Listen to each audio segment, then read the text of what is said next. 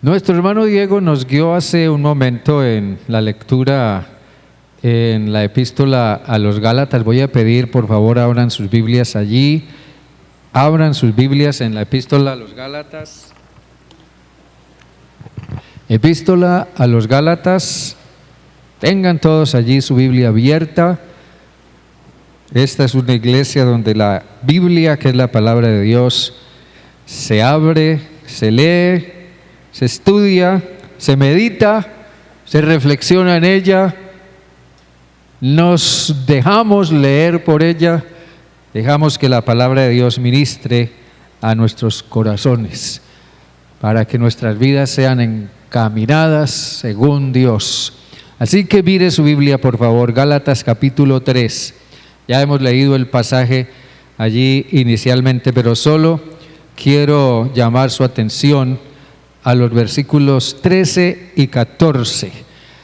13 y 14.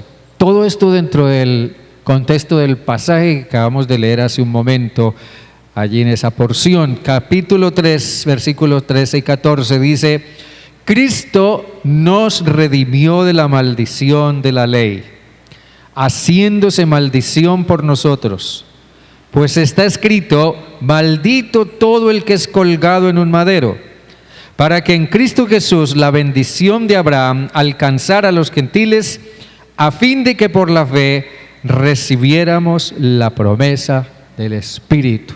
Amén. Dios bueno, esta mañana seguimos en tu presencia. Sabemos, Dios, que tú estás aquí. Sabemos, Señor Dios, que tu palabra se abre porque tú quieres hablarnos. Que hoy tu palabra, Señor Dios, sea expuesta bajo la guía de tu Santo Espíritu, y que esa palabra de veras hable a nuestros corazones de una manera muy personal. Que haga en nosotros lo que tú quieres y que no vuelva a ti vacía. Padre, háblanos, te lo ruego, en el nombre de Jesús. Amén y amén. Esta mañana yo quiero hablar de la redención en la cruz. Redención en la cruz.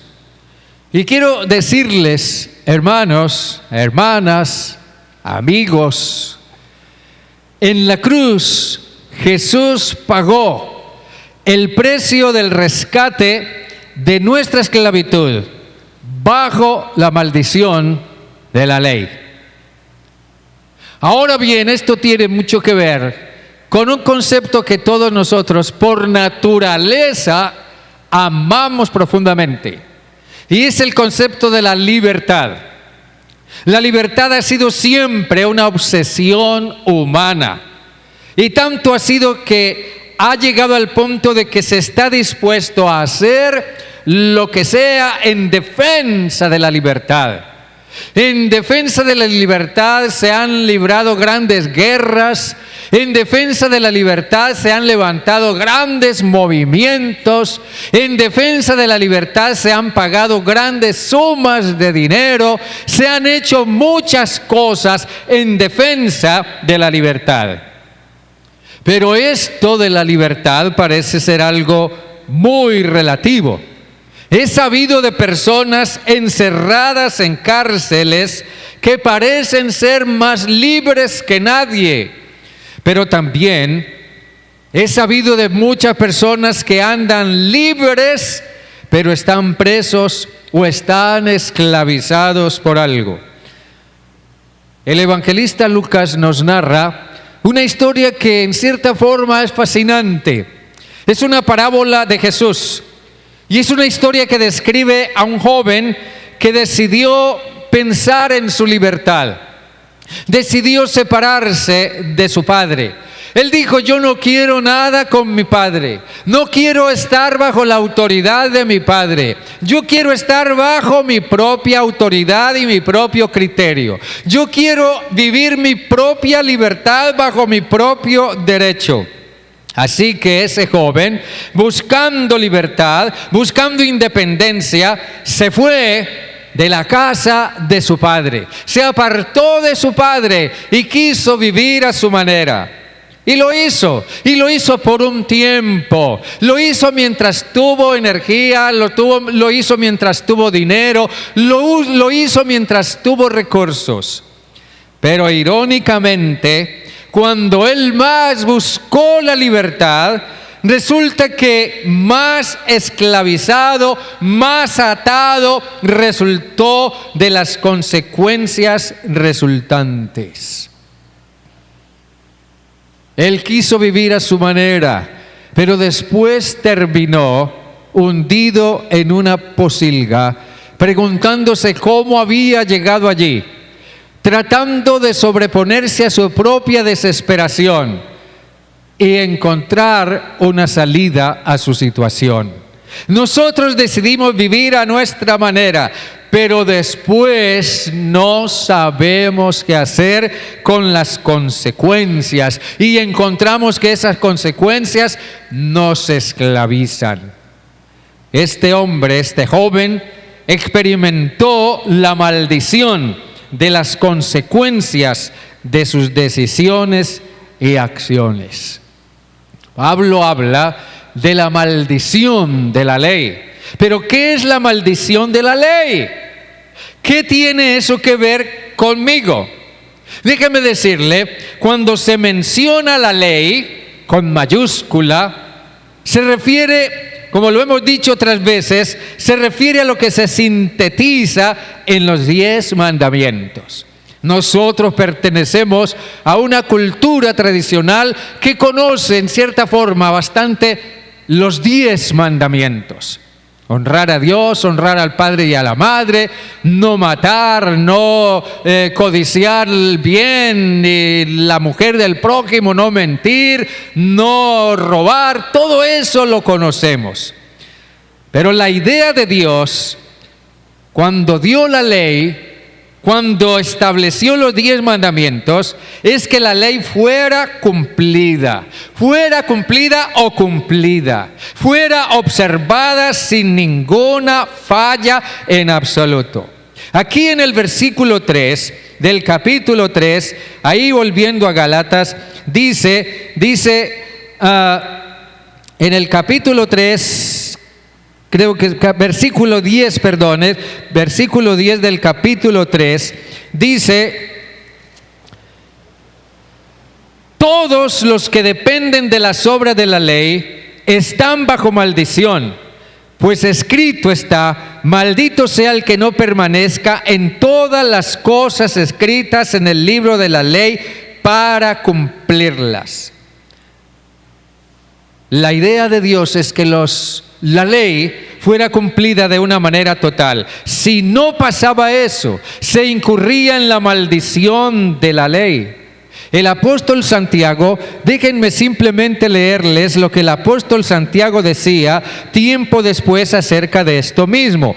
Él decía: porque cualquiera que guarde toda la ley, pero ofenda en un solo punto, se hace culpable de todos. Pues el que dijo: no cometerás adulterio, también dijo: no matarás. Ahora bien, si no cometes adulterio, pero matas, ya te has hecho transgresor de la ley. La maldición de la ley es simple y sencillamente la consecuencia natural y mortal por violar la ley de Dios. Los responsables de eso son nuestros pecados. Lo responsable de eso es no haber vivido de acuerdo a la ley de Dios. Por eso el apóstol Pablo afirmaba que la paga del pecado es la muerte. Entonces, hermanos y amigos, son nuestros pecados los que han violado la ley de Dios. Por lo tanto, somos responsables ante Dios. Entonces, el problema es que en nuestro afán de hacer lo que nos parece o como nos parece, nos hemos hecho esclavos del pecado mismo, pero también de las consecuencias de nuestras acciones. Nosotros pecamos libremente dentro de nuestra libertad, pero después no sabemos qué hacer con las consecuencias de nuestras acciones. La maldición de la ley es lo que pesa sobre el alma cuando no vivimos de acuerdo a la ley de Dios. Seamos conscientes o no, somos culpables.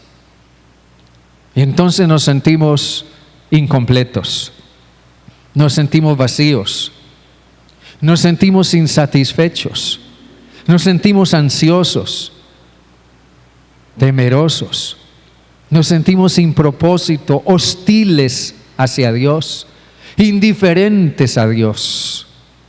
Todo eso es característico de la generación actual.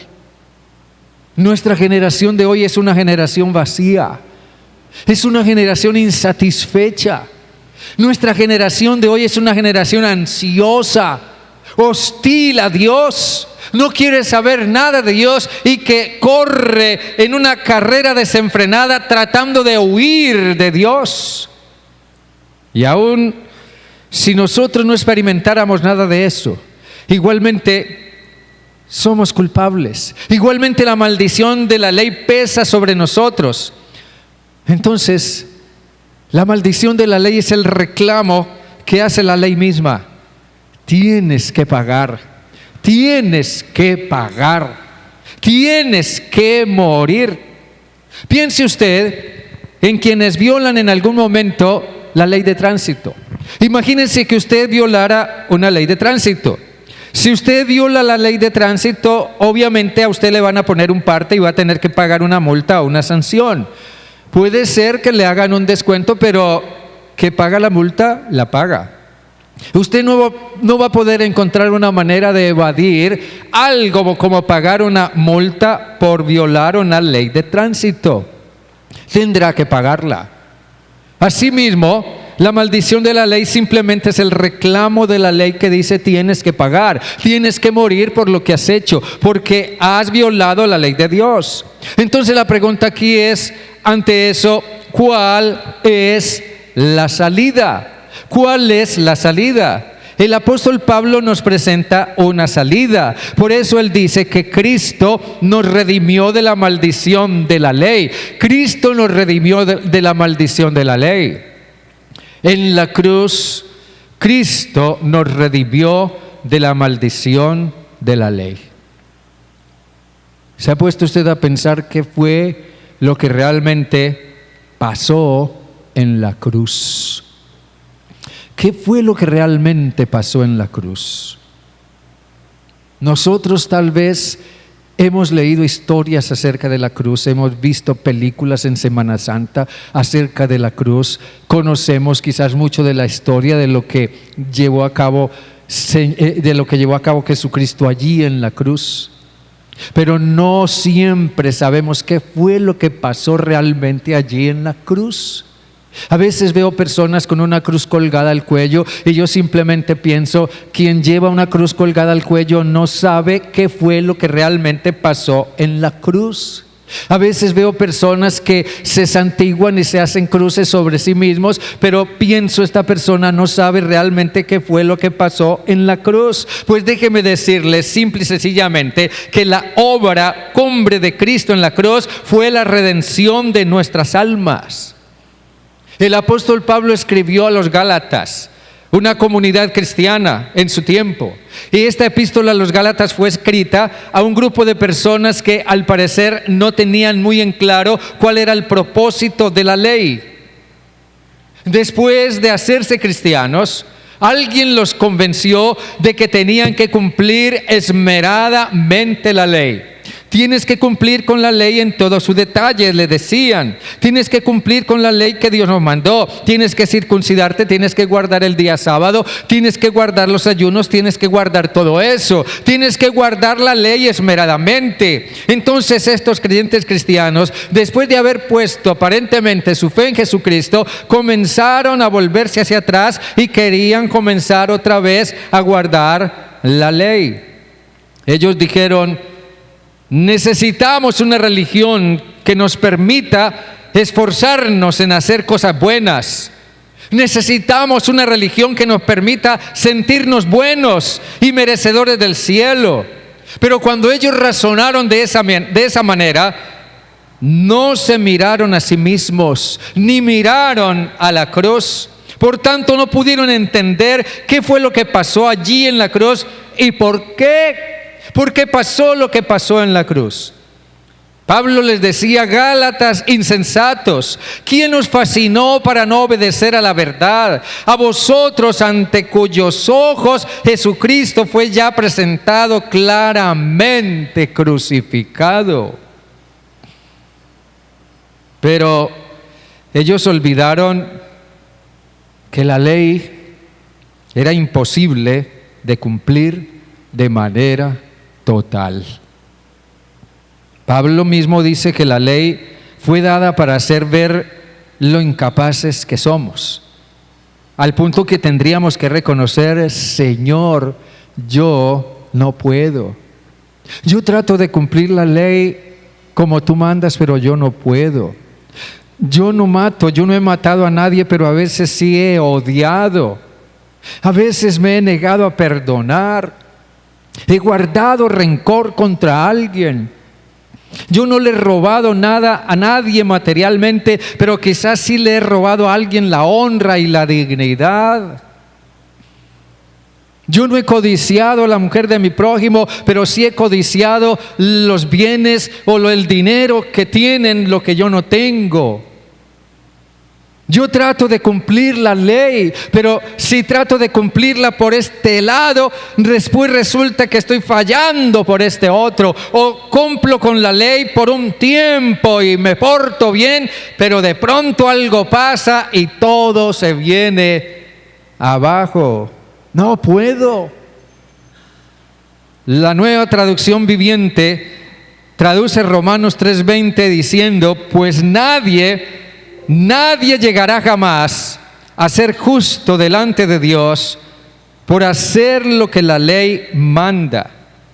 La ley sencillamente nos muestra lo pecadores que somos. Y quiero subrayar esto último: la ley sencillamente nos muestra lo pecadores que somos.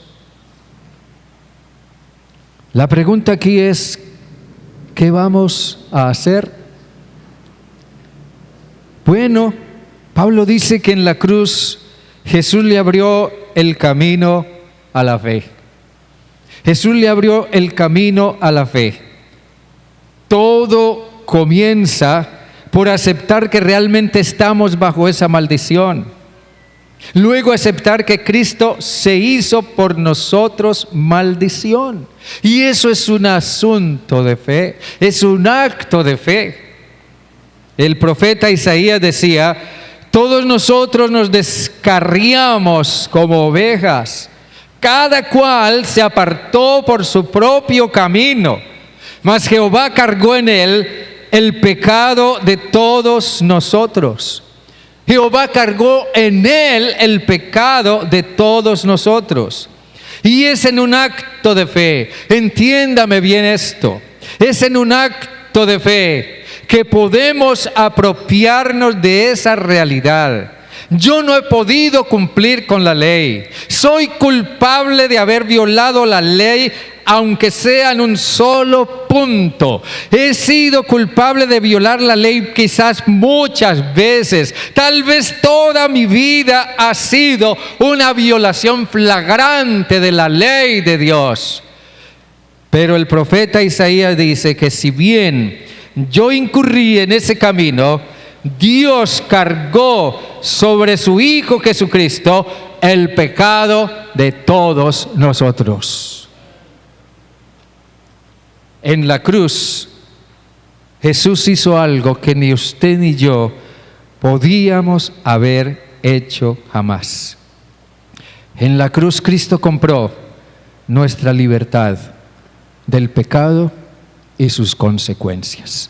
¿Me entiende lo que estoy diciendo? En la cruz, Cristo compró nuestra libertad del pecado y sus consecuencias. En el relato de Génesis, nos dice que los primeros seres humanos, a quienes conocemos como Adán y Eva, ellos, a pesar de la advertencia y el mandato de Dios, decidieron ser libres.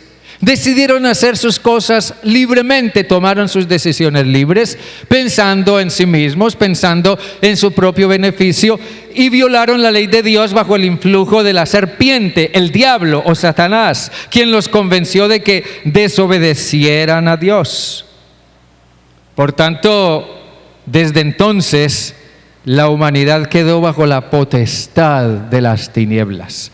El apóstol Pablo dice que toda la humanidad quedó bajo la potestad de las tinieblas. Toda la humanidad quedó bajo el poder y el dominio acusador del diablo.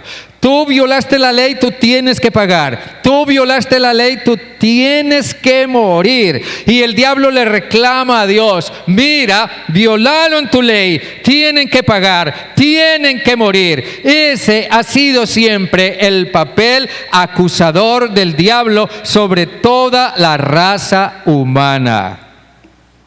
Pero saben, hermanos y amigos, Dios no quería dejarnos en esas condiciones. ¿Y saben por qué? Porque sencillamente nos ama. La cruz es una muestra irrefutable del amor de Dios. Por eso Cristo vino y se hizo maldición por nosotros. Jesús asumió la carga de nuestra maldición. La redención fue una gran transacción que Jesús llevó a cabo en la cruz. Dios mismo fue el gran redentor. En el Antiguo Testamento, la redención era un concepto sociológico y legal, y era algo que formaba parte de la cultura. La redención era algo que las personas hacían o aplicaban en el acto de pagar un precio para enajenar una propiedad o pagar la libertad de un esclavo. Era algo común y corriente en la cultura del tiempo o de los tiempos antiguos. Redención entonces es comprar la libertad de un esclavo. Y Cristo compró nuestra libertad de la maldición de la ley. Cristo compró nuestra libertad de la maldición de la ley. Preguntémonos esta mañana sinceramente, ¿hasta dónde nosotros seguimos viviendo en algún tipo de esclavitud sin haber entendido o aplicado el hecho de la redención a nuestras vidas? La redención de la que fuimos objeto por medio de Cristo. Cuando yo escucho a alguien que no quiere buscar los caminos de Dios, pienso, no ha entendido, necesita entender el precio que Jesús pagó por su alma en su acto de redención en la cruz.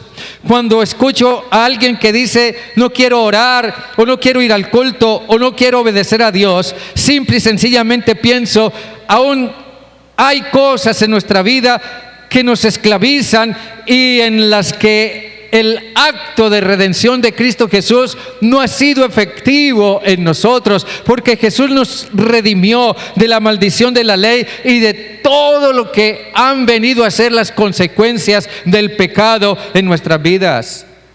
La redención es un hecho espiritual que debiera habernos liberado o debiera liberarnos de una manera total espiritualmente del dominio del pecado en nuestra vida, si es que en alguna manera nos hemos hecho cristianos. Pero parece que no siempre ha sido así.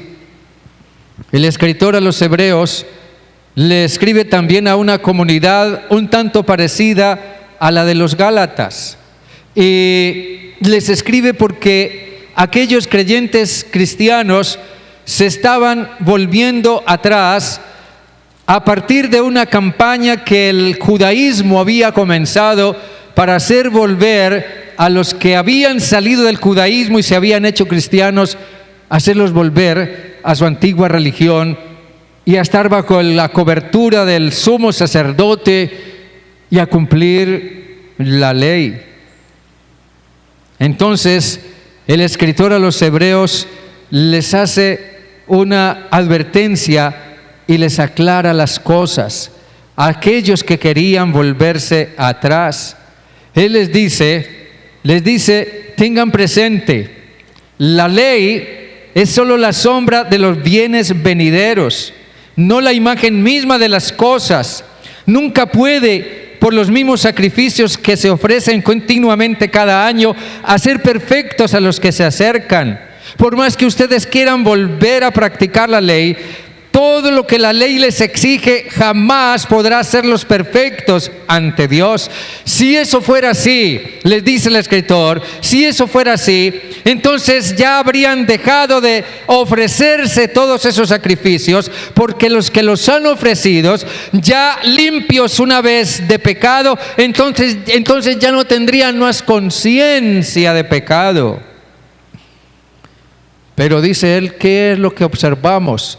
Año tras año vemos la gente viniendo a los cultos religiosos que se ofrecían en el templo, haciendo memoria siempre de los mismos pecados, siempre recordando los mismos pecados. La redención tiene que ver con la liberación definitiva de la carga, de la esclavitud y de las consecuencias de nuestros pecados. La redención tiene que ver con todo nuestro ser, con toda nuestra vida, con todo nuestro tiempo, con las cosas que nos impiden tener una vida plena, crecer y servir. Hay cosas que no valoraremos adecuadamente hasta que no sepamos cuán profunda puede ser aún nuestra esclavitud. No sabremos qué tan libres somos hasta que comprendamos lo que Cristo hizo en la cruz y lo que le costó. Y sobre todo, que Él lo pagó por ti y por mí. Amén. En el Antiguo Testamento se relata también un gran acto de redención. Yo lo llamaría el acto de redención por excelencia. Y es la liberación de la esclavitud del pueblo de Israel en Egipto. 400 años de esclavitud. 400 años bajo un yugo opresor. 400 años bajo creencias animistas, idolátricas de dioses falsos. 400 años bajo una vida y una constante influencia inmoral en Egipto. De allá los sacó Dios, y Dios mismo fue quien los sacó, como dijera después Moisés, con mano extendida y con brazo fuerte, Dios los liberó de la esclavitud en Egipto. Dios mismo fue el Redentor. Un Redentor es uno que paga un rescate por la libertad o por la vida de alguien. Y los israelitas experimentaron lo relevante que es Dios para la libertad humana. Nuestra generación de hoy es una generación que anhela libertad. Sale a las calles a gritar por libertad. Desatan guerras por la libertad. Pasan por encima de los derechos de quien quiera que sea por la libertad. Pero nunca, como hoy, la generación humana necesita mirar a la cruz, necesita mirar a la libertad que Jesucristo ganó por nosotros en la cruz. ¿Qué tanto hemos experimentado nosotros esa libertad que Cristo ganó en la cruz? ¿Qué tan relevante es la cruz para la libertad de nuestra alma? Estaba leyendo de un hombre llamado James Nelson, quien en una ocasión, estando muy joven y en medio de una borrachera, golpeó a su madre con un ladrillo hasta matarla. Luego fue a la cárcel pagó muchos años de prisión. Y durante ese tiempo en la cárcel, él escuchó de Cristo, conoció a Cristo, supo de lo que Cristo hizo por él en la cruz. Y él se admiró, se impresionó con la obra de Jesucristo en la cruz, cómo Cristo fue a la cruz por los pecados de todos. Y entonces tuvo un profundo arrepentimiento y confesó a Cristo como su Salvador. Y comenzó a estudiar la Biblia y comenzó a predicar, y luego fue ordenado como pastor presbiteriano. Miren ustedes, el perdón de Dios, el amor de Dios, el poder de la cruz para perdonar y cambiar. Una tremenda realidad es que el hombre pecó, nos dice el relato de Génesis, desobedecieron a Dios, pero luego huyeron y se escondieron. Y huyeron y se escondieron porque se sintieron culpables y avergonzados. Pero saben, hermano, lo más irónico es que hoy, tantísimo tiempo después, el ser humano todavía continúa huyendo. Hoy día, por ejemplo, la obsesión científica es hallar vida en otros planetas. Es hallar planetas habitables o hacer contactos extraterrestres. Y la idea detrás de todo eso es: un día este mundo va a colapsar, un día esta humanidad se va a acabar y nosotros necesitamos encontrar alguna otra alternativa, algún otro lugar, alguna otra opción donde la raza humana pueda continuar sobreviviendo. Sí, los seres humanos siguen pensando en huir de Dios. Y aunque aparentemente no lo sabe, no lo entiende o no lo cree, lo hace porque todavía carga con la culpa de pecado que lo hace huir. Hace tiempo escuché la historia de un muchacho musulmán. A él le hablaron acerca del Dios de la Biblia, pero él no podía aceptar al Dios de la Biblia. Y él comenzó a huir del Dios de la Biblia. Y siempre buscaba maneras de evadir, escuchar nada del Dios de la Biblia. No quería que nadie le hablara del Dios de la Biblia. No quería pensar, por más que el pensamiento le venía, en el Dios de la Biblia. Entonces una noche tuvo un sueño. Y él se vio en medio de muchas nubes, corriendo, como pasa en esos sueños en los que uno corre. ¿Le ha pasado a usted? Uno corre y corre y corre porque quiere huir de algo. Y él se veía en ese sueño corriendo y corriendo y corriendo. Y entonces en la distancia alcanzó a ver algo que parecía ser una columna. Pero él corrió hacia esa columna pensando: tal vez allá encuentre la salida. Pero cuando llegó a esa columna, se encontró con que esa columna era un obstáculo tan grande que le impedía seguir avanzando. Entonces siguió corriendo y vio otra columna y corrió hacia allá y encontró lo mismo. Y después vio otra, igual le pasó, y después vio otra de este lado y al final vio otra un poco más lejos, pero no pudo encontrar la salida. No pudo huir por más que corría. Y él se preguntó en su sueño: ¿qué es lo que pasa? ¿Por qué no puedo huir? Y escuchó una voz que le dijo: tú jamás podrás huir de mí. Mira, durante todo este tiempo has estado corriendo en una dirección y otra buscando la salida, pero no te has dado cuenta que has estado corriendo en la palma de mi mano. Es imposible huir de Dios. El Salmo 139 dice: ¿a dónde huiré de tu espíritu? ¿A dónde huiré de tu presencia? Si subiere al cielo, allí tú estás. Y si fuere a lo más profundo de la tierra, allá me alcanzará tu mano. Es imposible huir de Dios. Es imposible huir de Dios y de nuestra propia culpa. ¿Saben? Lo mejor es venir a Jesús. Amén. Lo mejor es venir a Jesús. Voy a pedirle que ahí en donde está, incline su rostro y ore, por favor.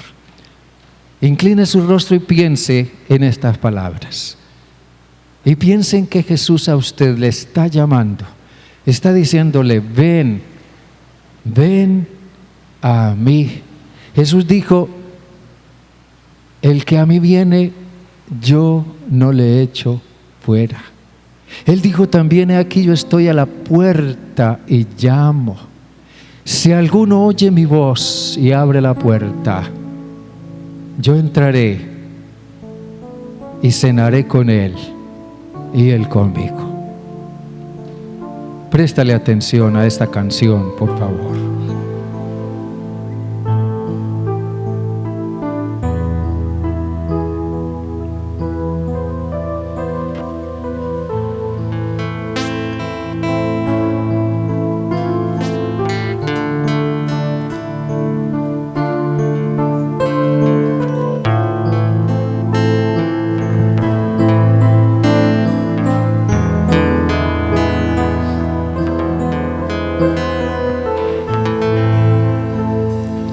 Ven amigo a Jesús,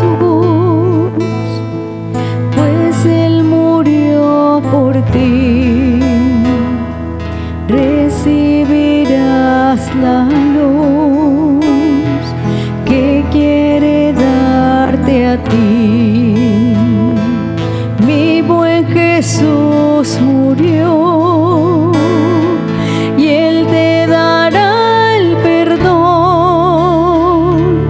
Abre tu corazón y dulce paz tendrás. Día fatal vendrá cuando no habrá lugar. La puerta se abre hoy y tú podrás entrar, mas gracia ya no habrá, pues la desprecias hoy. Acepta, pecador, la salvación de Dios. Las manos del Señor se abren hoy para ti. Ven y confía en Él y tú serás feliz. Tus penas pon en Dios, pues Él las llevará y no tendrás pesar, sino consolación. Día fatal vendrá cuando no habrá lugar. La puerta se abre hoy y tú podrás entrar, mas gracia ya no habrá, pues la desprecias hoy. Acepta, pecador, la salvación de Dios. Día fatal vendrá cuando no habrá lugar. La puerta se abre hoy y tú podrás entrar, mas gracia ya no habrá, pues la desprecias hoy. Acepta, pecador, la salvación de Dios. Amén. Amén. Pablo habla de Abraham. Y dice que un día Dios le dijo a Abraham: tú anhelas un hijo, yo voy a darte un hijo, pero necesito que tú me creas. Un día Abraham dijo: sí, Dios, yo te creo. Aunque han pasado muchos años y ya casi estoy para morirme, porque ya soy un anciano y mi esposa también, y no hemos tenido ese hijo, pero yo te creo. Y entonces dice que Dios justificó la fe de Abraham y lo declaró justo. Y eso ha venido a ser una manera de ilustrar cómo Dios nos ha prometido también en Cristo la salvación. Él dice: tú quieres ser salvo, yo puedo hacerte salvo por medio de mi Hijo Jesucristo, pero necesito que me creas. Y la pregunta es: ¿le crees tú a Dios ahora? Este es el tiempo, es el momento. Tal vez no tengas otra vez esta oportunidad. Es simplemente de que en tu corazón tú digas: sí, Dios, como Abraham: Dios, yo sé que tú puedes hacerme salvo y salva. Yo te creo. ¿Cuántos dicen: yo te creo? Amén. ¿Cuántos dicen: yo te creo? Alce su mano, alce su mano. Yo digo: Jesús, yo te creo. Yo creo que tú me redimiste de la maldición de la ley, porque pagaste por todos mis pecados. Amén, amén, amén, aleluya, amén. Estemos de pie, por favor, estemos de pie. Y démosle gracias al Señor por su Hijo Jesucristo, por su obra en la cruz. Dios bueno, Dios de toda gracia, a ti sea toda la honra y la gloria y la alabanza. Qué lindo es cuando podemos cantar y pensar, Señor, que tú nos llamas y nos llamas porque nos amas, y nos amas y lo has demostrado al ir a la cruz por nosotros. Quizás hoy hemos visto cosas acerca de la cruz en las que nunca habíamos pensado, cosas que no siempre nos dice la historia o nos dicen en las iglesias, cosas que no siempre nos dicen las películas o las ideas religiosas, pero tu palabra nos dice que Jesús se hizo maldición por nosotros, Jesús se hizo maldición por mí. Él, siendo yo el pecador, Él asumió mi pecado y mi culpa. Y eso me salva de la condenación eterna y de las consecuencias de mis pecados. Y esta tarde, Dios, queremos decirte: Señor, creemos en lo que tú has hecho en la cruz por nosotros, y no podemos menos que decirte, Señor, gracias por tu cruz. Gracias por haber ido por nosotros a la cruz, siendo nosotros, Señor Dios, tan pecadores y que hemos fallado tantas veces y fallamos aún y fallaremos, pero sabemos, Señor, que en ti, mediante tu gracia, somos perdonados. A ti damos, Dios, toda la alabanza y la honra y la gloria. Jesús, Señor amado, hazte real en cada corazón esta mañana. Hazte real como Señor y Salvador, que cada quien allá en lo profundo de su ser pueda decir: Jesús, tú eres mi Salvador y el Señor de mi vida, hoy y por siempre, para la honra y la gloria de tu nombre, en su nombre. Amén y amén. Dios les guarde, Dios les bendiga. Dígale a su hermano que está a su lado: te amo y Dios te ama. Dios les bendiga a todos.